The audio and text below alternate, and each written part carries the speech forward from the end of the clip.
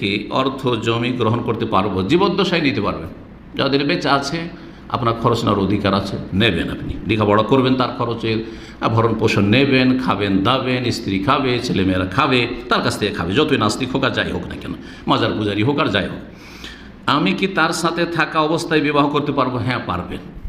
কারণ মেয়ের তো বিবাহ অবশ্যই দিতে হবে, কিন্তু ছেলেরও বিয়েতে সচ্ছল যদি বাপ মা হয় তাহলে সহযোগিতা করা উচিত, বরং অনেক ক্ষেত্রে অজীব। সুতরাং বিয়ের জন্য খরচ নিতে পারবেন, বিয়ে করতে পারবেন। এ সম্পর্কে আমি কোনো আলোচনা খুঁজে পাইনি। জি, এতটা ইনশাআল্লাহ যথেষ্ট। বাকি কথা হইল যে মরার পরে আপনার বাপ যদি আগে মারা যায় অথবা আপনি মারা যান, এই ক্ষেত্রে নবী সাল্লাল্লাহু আলাইহি হাদিস রয়েছে, লা ইয়ারিসুল মুসলিমুল কাফিরা ওয়ালাল কাফিরুল মুসলিম।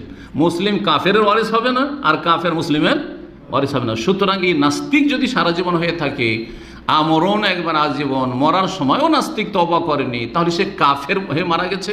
সুতরাং কাফের ধন সম্পদে আপনি ভাগ পাবেন না, নেবেন না, আপনি ভাগ নেবেন না, আল্লাহর রাস্তা নেবেন না আপনি। এইরকমই আপনি যদি আগে মারা যান আর আপনার বাপ বেঁচে থাকে, একটা পয়সা পাবে না। ছেলের ধন সম্পদে, মুসলিম ছেলের ধন সম্পদে সেই কাফের নাস্তিক একটা পয়সা পাবে না, তার অধিকার নেই, যেটি হচ্ছে দ্বীন ইসলাম। আল্লাহ যারা বুঝার তৌফিক দান করেন।